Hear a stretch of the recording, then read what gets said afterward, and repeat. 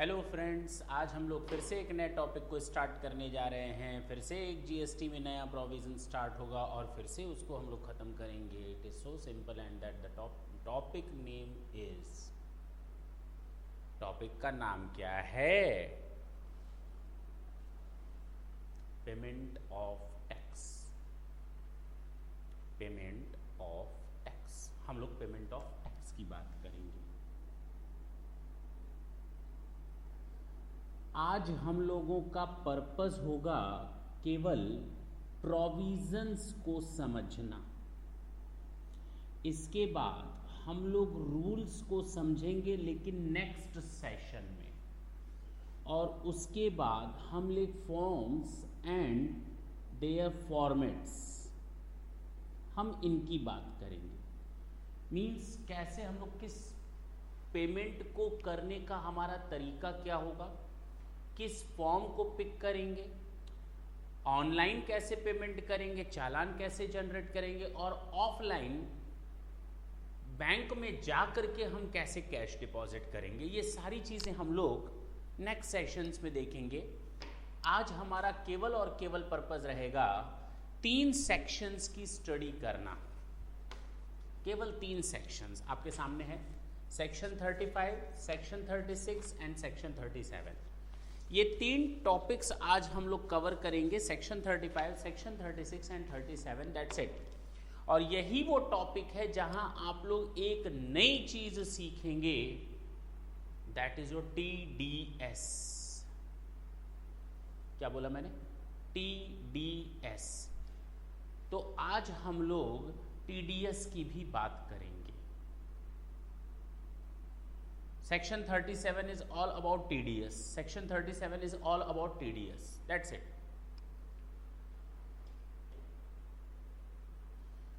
Section 36 क्या है, 35 क्या है, पहले तो हम इसके बारे में जान लें। इसको मैं हटा रहा हूँ। हम लोग 3 प्रोविजंस की बात करेंगे आज केवल, section 35, section 36 and 37।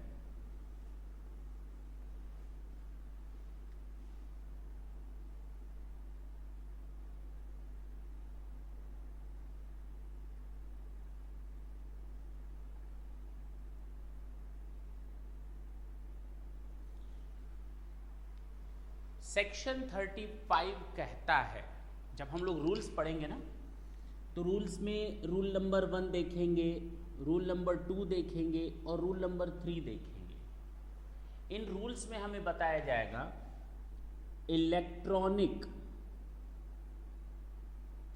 Tax liability.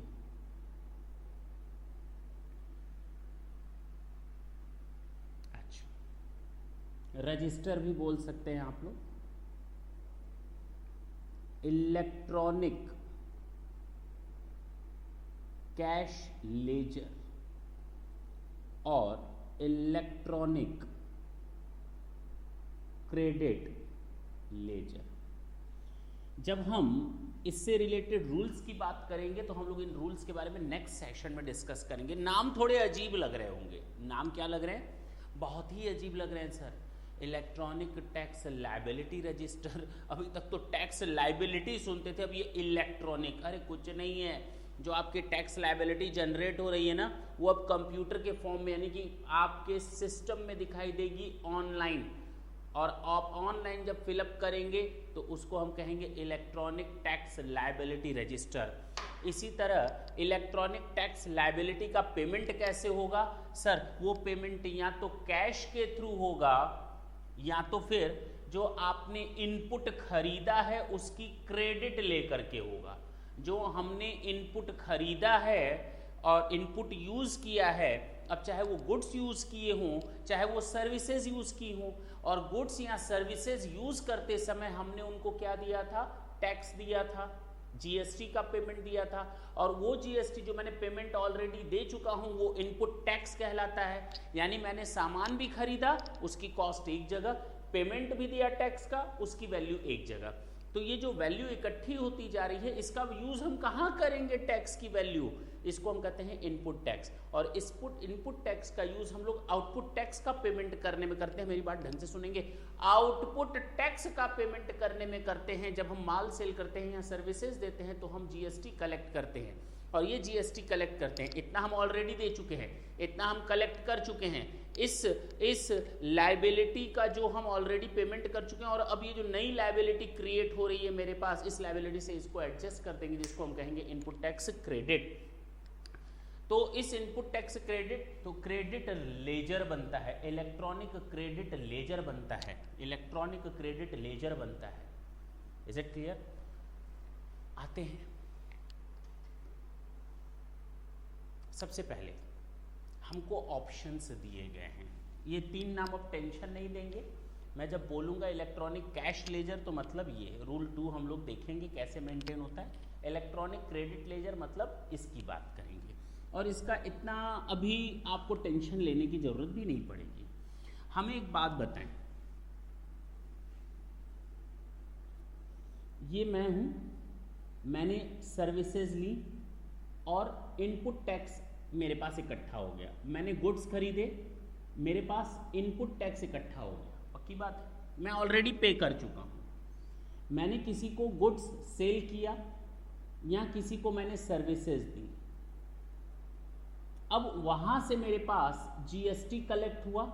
इस जीएसटी का गवर्नमेंट को मुझे पेमेंट करना पड़ेगा, लेकिन जो जीएसटी का मुझे गवर्नमेंट को पेमेंट करना है और ऑलरेडी मैंने किसी को पेमेंट कर दिया है, दोनों को सेट ऑफ करेंगे।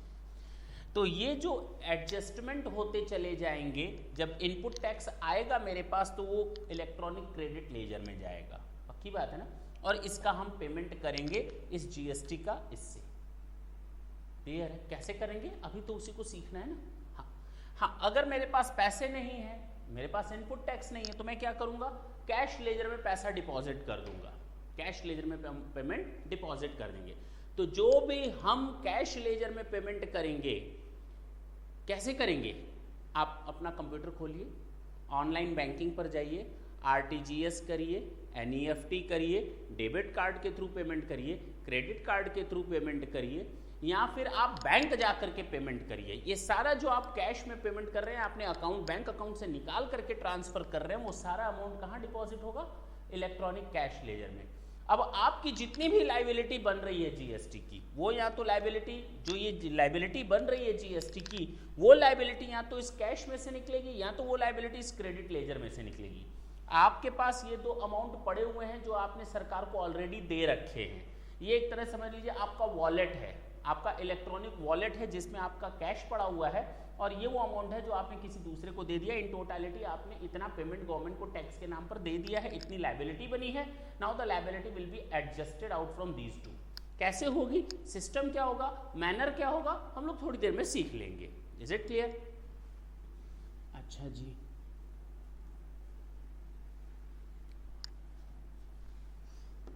सबसे पहले सेक्शन 35 की बात करते हैं। ये कहता है कि आप आरटीजीएस के थ्रू पेमेंट कर सकते हैं, आईएमपीएस के थ्रू पेमेंट कर सकते हैं, और एनईएफटी के थ्रू पेमेंट कर सकते हैं, डेबिट कार्ड के थ्रू पेमेंट कर सकते हैं, आप क्रेडिट कार्ड के थ्रू पेमेंट कर सकते हैं, या कोई और अदर मोड से। तो जाहिर सी बात है यहां पर कैश की बात हो रही है। किसकी बात हो रही है? कैश की बात हो रही है। एंड ऑब्लिक ऑल, इन तरीकों से आप अपने टैक्स का पेमेंट कर सकते हैं। जब भी आप इन तरीकों का यूज करते हैं टैक्स पेमेंट करने के लिए, तो ये सारे अमाउंट आपके इकट्ठे हो जाते हैं जा करके इलेक्ट्रॉनिक कैश लेजर में। Is it clear? अब आपकी एसेट आपके अकाउंट से निकल करके इलेक्ट्रॉनिक एक नया कैश अकाउंट बन गया, एक नया कैश अकाउंट क्रेडिट तैयार हो रहा है आपका, आपकी बुक्स के अलावा उसमें भी आप ही का पैसा पड़ा हुआ है, चिंता करने की बात नहीं है, लेकिन वो टैक्स को पेमेंट करने के पर्पज से आपका पैसा पड़ा हुआ है। उस वॉलेट का यूज आप केवल कैश पेमेंट टैक्स पेमेंट करने में करेंगे। जैसे आपने पेटीएम का यूज करते हैं, जैसे आप वॉलेट्स का यूज करते हैं, इलेक्ट्रॉनिक वॉलेट्स का यूज करते हैं, आखिर उन इलेक्ट्रॉनिक वॉलेट्स में आप पैसा डालते हैं और वहाँ से पैसा निकालते हैं। कहीं भी यूज़ कर सकते हैं, उनका बिल का पेमेंट में कर सकते हैं, टेलीफोन का बिल का पेमेंट कर सकते हैं, आप उनसे कॉलेजेस की फ़ीस भी जमा कर सकते हैं, आप अपने DTH का रिचार्ज कर सकते हैं, आप अपने मोबाइल का रिचार्ज करवा सकते हैं, आप रेलवे टिकट खरीद सकते हैं। लेकिन इनसे ऐसा नहीं होगा। कैश ही आपका, वो भी कैश आपका, उसका कहीं भी यूज़ कर सकते हैं, लेकिन इसका कैश का कहीं यूज़ नहीं करेंगे। इस कैश का यूज़ केवल और केवल टैक्स के पेमेंट में होगा। Is it clear? ये आप ही का है, लेकिन इससे आप टैक्स का पेमेंट करना चाह रहे हैं। अच्छा, is it clear? This is the first proviso, यानी सेक्शन 35 सब सेक्शन 1 यही बोलता है। जरा देखें, एवरी डिपॉजिट, जो आप डिपॉजिट करते हैं किसी भी तरह से, made towards tax, interest, penalty, fee और any other amount by a taxable person by internet banking or by using debit or credit card, internet banking or by using the debit or credit card or by using national NEFT or RTGS or by any other mode, subject to such conditions and restriction as may be prescribed in this behalf, shall be credited to the electronic cash ledger of such person to be maintained in the manner as may be prescribed. कुल मिलाकर के ये as may be prescribed. Now the amount will be utilized as may be prescribed, and we'll go to rule number 2, electronic cash ledger.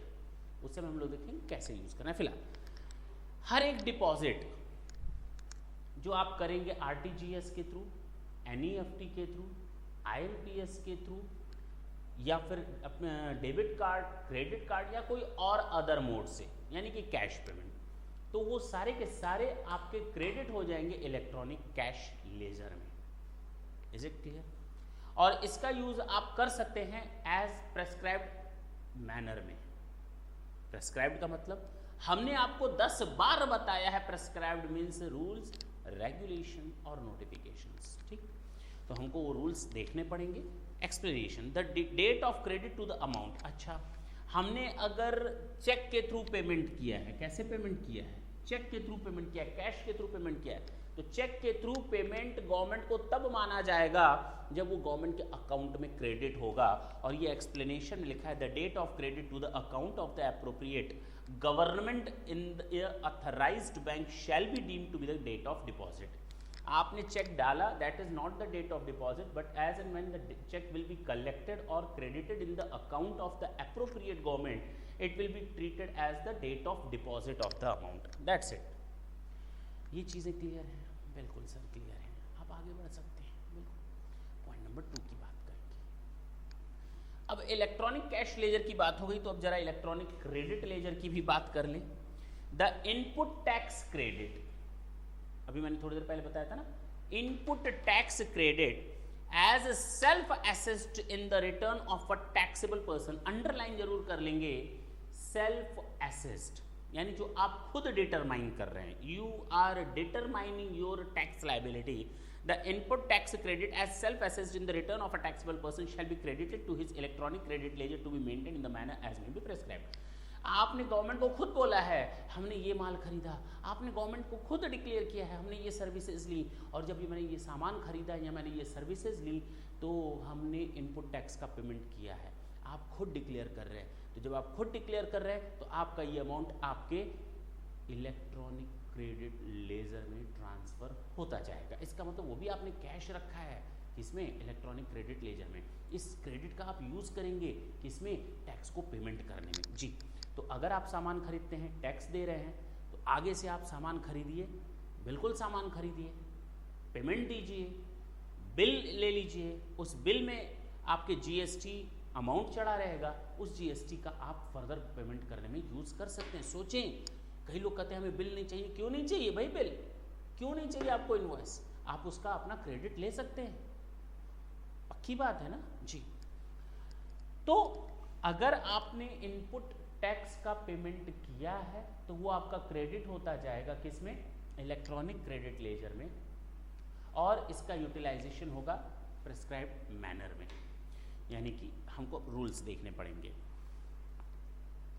अब electronic cash ledger का use कहां करेंगे भाई? पैसा इसमें कहां से आया? आरटीजीएस से, एनईएफटी से, ऑनलाइन बैंकिंग से, डेबिट कार्ड से, क्रेडिट कार्ड से, चेक से, कैश से, वहां से पैसा आया क्या? इलेक्ट्रॉनिक क्रेडिट लेजर, इसमें पैसा कहाँ से आया?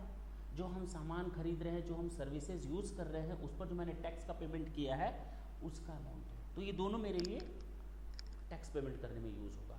चलो सबसे पहले इसका यूज करते हैं। जो कैश लेजर में मेरा कैश है, इलेक्ट्रॉनिक कैश लेजर में, उसका यूज हम कर सकते हैं टैक्स का पेमेंट करने में। टैक्स मतलब CGST, IGST, SGST, इस टैक्स का पेमेंट आप कर सकते हैं। उसके अलावा इंटरेस्ट का पेमेंट, पेनाल्टी का पेमेंट, यहाँ कोई और अमाउंट का पेमेंट जो इस एक्ट के अंतर्गत पेमेंट करने के लिए आप रिक्वायर्ड हैं। Is it clear? यानी कोई भी तरह का पेमेंट होगा इस एक्ट के according, now you can pay it of out from this electronic cash laser. Sir तो यही तो बात इसमें भी आएगी। ना ना ना ना ना, ऐसे कैसे? ये इनपुट टैक्स केवल आउटपुट टैक्स में यूज होगा, ना कि इंटरेस्ट, पेनाल्टी और किसी और सम जो ड्यू हो उसमें होगा ना। इनपुट टैक्स केवल आउटपुट टैक्स में यूज होगा जी। जबकि कैश का payment you are free to do the payment in any account, either it is on account of tax, interest, penalty और any other sum due to you. तो इतना payment आप कर सकते हैं जी सर। तो अब जरा देखते हैं where to use electronic cash ledger. मैं पढ़ता हूं। The amount available in the electronic cash ledger may be use for making any payment, underline कर लेंगे, एनी को सर्किल भी बना लेंगे तो कोई बड़ी बात नहीं है, towards tax, interest, penalty, fee और any other amount payable under the provisions of that और the rules made thereunder in such manner and subject to such condition. यानी हम लोग को अभी इलेक्ट्रॉनिक कैश लेजर का तो रूल्स पढ़ना है, तो उसमें काफ़ी सारी चीज़ें सीखने को मिलेंगी। हमने अभी तक केवल यही सीखा कि इलेक्ट्रॉनिक कैश लेजर में हमारा पेमेंट आता है, कोई भी अगर हम डिपॉजिट करते हैं आरटीजीएस से, एनईएफटी से, आईएमपीएस से, डेबिट कार्ड से, क्रेडिट कार्ड से, या फिर चेक से या कैश से, वो सारा जा करके मेरा एक जगह इकट्ठा हो जाता है, जिसको हम कहते हैं इलेक्ट्रॉनिक कैश लेजर, और उसका यूज़ हम करेंगे एज में बी प्रेस्क्राइब्ड। कोई भी जो मैंने इनपुट यूज़ किया होगा तो उस पर मैंने इनपुट टैक्स का पेमेंट किया होगा, इनपुट टैक्स ऑटोमेटिकली कलेक्ट हो जाएगा किसमें? इलेक्ट्रॉनिक क्रेडिट लेजर में। ये दो चीज़ें समझ में आई। अब ये दो चीज़ें समझने के बाद अब नई चीज़ आई अगेन कि कैश लेजर का यूज़ कहाँ कहाँ किया जा सकता है। Any amount, now you can make any payment out from the electronic cash ledger. Any payment means GST का टैक्स, जीएसटी का इंटरेस्ट, जीएसटी का पेनाल्टी और any other sum due under this act as may be prescribed. In the same manner input tax का use आप output tax में ही कर सकते हो। That's it. How to use सबसे इंपॉर्टेंट चीज आ गई आपके सामने। अब आप करते क्या हैं, जब आप पेमेंट करते हैं ना, तो जब आप रिटर्न्स दाखिल करते हैं या पेमेंट करते हैं तो आपको कॉलम अलग अलग बनाने पड़ते हैं। सीजीएसटी का अलग, एसजीएसटी का अलग, अगर ये इंट्रा स्टेट ट्रेड है तो, और आईजीएसटी का अलग अगर ये इंटर स्टेट है तो। आपने ये पेमेंट करना है, आपने सीजीएसटी का जो पेमेंट करना है, मान लें आपके पास सीजीएसटी का पेमेंट पहली रैंक देंगे हम सीजीएसटी की क्रेडिट से। किस क्रेडिट से? सीजीएसटी की क्रेडिट से। यानी जो आपने यहां पर इनपुट टैक्स दिया होगा, अब इनपुट टैक्स आपने सीजीएसटी का दिया होगा, एसजीएसटी का दिया होगा या आईजीएसटी का दिया होगा, पक्की बात है ना? हाँ, जब आपने सामान खरीदा होगा तो आपने टैक्स दिया होगा। अब वो टैक्स या तो सीजीएसटी होगा, एसजीएसटी होगा या आईजीएसटी होगा। अब जब आप सेल करेंगे, ये तो परचेस के समय हो गया या सर्विसेज यूज करते समय, जब आप सेल करेंगे या सर्विसेज रेंडर करेंगे तो हो सकता है आपको सीजीएसटी का पेमेंट करना पड़े, एसजीएसटी का पेमेंट करना पड़े या आईजीएसटी का पेमेंट करना पड़े। तो जब आपको सीजीएसटी का पेमेंट करना है तो सबसे पहले इस सीजीएसटी को यूज कर लीजिए। इस सीजीएसटी का पेमेंट करना है तो first priority will be given to the CGST. मान लें आपके सीजीएसटी में पैसा नहीं है, अब यहां पर पैसा खत्म हो गया, यहां पैसा खत्म हो गया, तो अब आप यूज कर सकते हैं second priority IGST. Is it clear? अभी मैं सीक्वेंस में नहीं बता रहा हूँ, है तो सीक्वेंस में, लेकिन हाँ इसका कभी भी यूज नहीं कर सकते आप एसजीएसटी में। अच्छा जी, इसको हम पहले भी एक दो बार डिस्कस कर चुके हैं, लेकिन फिलहाल क्योंकि इसी टॉपिक से रिलेटेड है तो हमको यहाँ डिस्कस करना है। एसजीएसटी में सबसे पहले हम लोग एसजीएसटी का यूज करेंगे। एसजीएसटी में सबसे पहले एसजीएसटी का यूज करेंगे। अगर उसमें पैसा नहीं बचता है क्रेडिट लेजर में, एसजीएसटी में, तो फिर हम आईजीएसटी को यूज कर लेंगे, लेकिन सीजीएसटी को कभी यूज नहीं कर पाएंगे, यानी दोनों एक दूसरे के विरोधी हैं, सेंट्रल गवर्नमेंट और स्टेट गवर्नमेंट। आईजीएसटी में फर्स्ट प्रायोरिटी आईजीएसटी को देंगे, बिल्कुल सही है। अगर आईजीएसटी में हमारे पास इनपुट टैक्स नहीं बचा तो हम सीजीएसटी को देंगे, हाँ जी, और थर्ड प्रायोरिटी एसजीएसटी को। The amount of input tax credit on account of IGST. अब सबसे पहले हम किसकी बात करेंगे? IGST. The amount of ITC on account of IGST available in the electronic credit ledger shall first be utilize. अब इस आईजीएसटी का सबसे पहला यूज किस में करेंगे? आईजीएसटी का सबसे पहला यूज किस में करेंगे? आईजीएसटी। तो आईजीएसटी का सबसे पहले यूज करेंगे टुवर्ड्स पेमेंट ऑफ आईजीएसटी। अगर कुछ बचता है तो सीजीएसटी में, और अगर उसके बाद भी कुछ बच जाता है तो एसजीएसटी से हम पेमेंट कर सकते हैं। यानी अगर हमें आईजीएसटी का पेमेंट करना है, अगर हमें आईजीएसटी का पेमेंट करना है तो इस पेमेंट को करने के लिए हम इलेक्ट्रॉनिक लेजर में जाएंगे, क्योंकि हम ऑलरेडी इनका पेमेंट गवर्नमेंट को कर चुके हैं। तो मैं गवर्नमेंट से कहूँगा मैं तुम्हें क्यों दूँ आईजीएसटी, अगर मैंने तुम्हें पहले से ही आईजीएसटी दे रखा है तो इसका बेसिक बैलेंस एडजस्ट कर लो। गवर्नमेंट कहेगी ठीक है बाकी दो। तुम कहोगे मैं क्यों दूं तुम्हें आईजीएसटी, तुम्हारे पास तो मैंने ऑलरेडी सीजीएसटी पेमेंट कर रखा है, एडजस्ट कर लो। गवर्नमेंट का ठीक है बाकी दे दो। मैं कहूँगा मैं क्यों दूं आईजीएसटी का अमाउंट, क्योंकि मैंने ऑलरेडी तुमको सामान खरीदते समय एसजीएसटी का पेमेंट कर रखा है। यानी first priority will be given to the IGST to IGST, second priority will be given for the making of the payment of IGST out from the CGST credit. In the same way, after that, if there is a remaining amount of IGST, the last priority will be given to SGST. Again, the amount of input tax credit on CGST. Now the second thing, यानी सबसे पहले जब हमारी liability होगी ना, सबसे पहले liability होगी ना, सबसे पहले इसको ध्यान देंगे, भूल जाएंगे CGST और SGST को, सबसे पहले IGST की बात करेंगे। एक्चुअल की बात कर रहा हूँ, ये रैंक मैं दे रहा हूँ, रैंक वाइज काम होगा। फर्स्ट तो फर्स्ट प्रोविजन के बाद सेकंड प्रोविजन, यानी अब हम बात करेंगे सीजीएसटी की। Is it clear? अब सीजीएसटी का मुझे पेमेंट करना है तो मैं देखूंगा क्या मेरे सीजीएसटी में कोई बैलेंस पड़ा हुआ है, क्योंकि आईजीएसटी में हो सकता है पूरा यूज हो गया हो, लेकिन हो सकता है आईजीएसटी में यूज ही ना हुआ हो या कुछ यूज हुआ हो, अभी भी सीजीएसटी में कुछ पैसा बचा हो। है तो मेरा ही पैसा, गवर्नमेंट को मैं ऑलरेडी दे चुका हूँ। मैं गवर्नमेंट को कहूँगा भैया सीजीएसटी से सीजीएसटी का एडजस्टमेंट कर लो।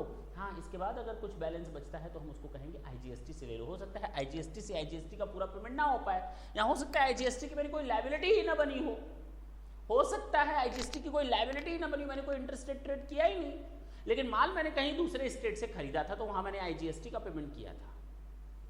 तो जब मैंने दूसरे स्टेट से माल खरीदा तो मैंने आईजीएसटी का पेमेंट कर दिया, लेकिन मैंने जो सेल किया है सब उसी स्टेट में सेल किया है, तो मेरा आईजीएसटी तो बना ही नहीं, तो मेरे पास आईजीएसटी में पैसा पड़ा हुआ है। तो अब मुझे सीजीएसटी का पेमेंट करना है इस सीजीएसटी, तो सबसे पहले मैं देखूंगा सीजीएसटी का पेमेंट सीजीएसटी से हो जाए, फर्स्ट प्रायोरिटी। उसके बाद देखेंगे आईजीएसटी में पैसा है क्या, हाँ है तो दे दो वहां से भी आईजीएसटी का। उसके बाद सबसे लास्ट कैटेगरी हम देंगे एसजीएसटी को। एसजीएसटी को इनपुट टैक्स देना है तो सबसे पहले हम देखेंगे मेरे पास एसजीएसटी में पैसा है या नहीं, हाँ है दे दो। अगर एसजीएसटी में पैसा नहीं है तो फिर आईजीएसटी से पेमेंट कर देंगे।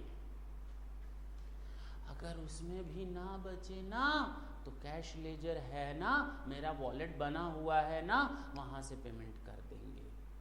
ठीक है जी, चलें। The balance in the cash और क्रेडिट लेजर। अब हो सकता है पेमेंट इन सब चीजों का करने के बाद जो बैलेंस बचा, हो सकता है आपका कुछ सीजीएसटी में बैलेंस रह गया, हो सकता है एसजीएसटी में कुछ बैलेंस रह गया, हो सकता है आईजीएसटी में बैलेंस रह गया। हो सकता है कैश में कुछ बैलेंस रह गया, तो जो बैलेंस बचा है उसकी बात करते हैं। वो आप ही का है, ले लो रिफंड हमसे, सेक्शन 38 में जाना और रिफंड पढ़ लेना। तो हम लोग जब रिफंड पढ़ेंगे then we will come to know that if there is an extra amount in our balance, means cash balance और ledger balance, then how to get the refund of that amount. वो वापस cash हमारे account में कैसे आएगा, उसके लिए हम लोग को सेक्शन 38 देखना पड़ेगा। अभी हम उसकी बात नहीं कर रहे हैं। रिफंड रूल्स भी देखने पड़ेंगे, उसमें भी रिफंड रूल्स हैं, रिटर्न्स रूल हैं, पेमेंट रूल्स हैं, रजिस्ट्रेशन रूल्स हैं, वैल्यूएशन रूल्स हैं, उसी तरह रिफंड रूल्स भी हैं। तो रूल्स बने हुए हैं, हर जगह लिखा है एज में भी प्रेस्क्राइब्ड, एज में भी प्रेस्क्राइब्ड। का करें एज में भी प्रेस्क्राइब्ड, तो जाओ रूल देखो, यही तो है एज में भी प्रेस्क्राइब्ड का मतलब, बिल्कुल सही है। इलेक्ट्रॉनिक टैक्स लायबिलिटी रजिस्टर, आखिर इन दोनों को क्यों किया, ताकि हम इस टैक्स लायबिलिटी का निपटारा कर सकें। All liabilities of a taxable, all liabilities underline जरूर कर लेंगे, all liabilities of a taxable person under this act shall be recorded and maintained in an electronic register as may be prescribe. तो हम लोग रूल नंबर 1 देखेंगे, rule number 1 हम लोग देखेंगे इलेक्ट्रॉनिक टैक्स लायबिलिटी रजिस्टर। उसके लिए बोले हटाओ इसको, कोई मतलब नहीं है। एवरी टैक्सेबल पर्सन, अच्छा कैसे पेमेंट करें भाई, कैसे एडजस्टमेंट करें सर, अभी तो आपने बताया एडजस्टमेंट कैसे करें। नहीं, मैं ये बताना चाहता हूँ, मान लो हमें किसी पिछले बार का कुछ आउटस्टैंडिंग पेमेंट देना है, इस महीने का भी देना है, पिछले महीने का भी पड़ा हुआ है, पेमेंट हुआ नहीं था, तो क्या करें, पहले पिछले महीने का पेमेंट दे दें या पहले इस महीने का इस महीने से निकाल लें। कहा गया ना पहले पिछला वाला हिसाब जीरो करो, तो पहले प्रीवियस पीरियड्स के हिसाब को आपको जीरो करना पड़ेगा, चाहे इसमें से और उसके बाद इसमें से। अब पैसा बचता है तो करंट पीरियड के एडजस्टमेंट्स चलेंगे। Is it clear? जी सर। तो every taxable person shall discharge his tax and other dues under this act और the rules under the following manner और order: self assess tax and other dues, कोई भी amount, tax हो, interest हो, penalty हो या कोई और सम हो, related to returns of the previous tax period. तो पिछले पीरियड से रिलेटेड अगर कोई आउटस्टैंडिंग है, then first of all that amount will be pay off. After that the current tax periods amount will be adjusted. Self assess tax and other dues related to returns of current tax period, any other amount, अगर इसके बाद आपके ऊपर कुछ पैसा निकल गया, आपसे पैसा लेना है, देना नहीं है, देना है तो रिफंड हो जाएगा, लेकिन अगर आपसे अभी सरकार को और लेना है क्योंकि पिछला वाला एडजस्ट किया, इस बार वाला एडजस्ट किया, आपके कैश लेजर में बैलेंस ही नहीं बचा, इलेक्ट्रॉनिक कैश लेजर में बैलेंस ही नहीं बचा।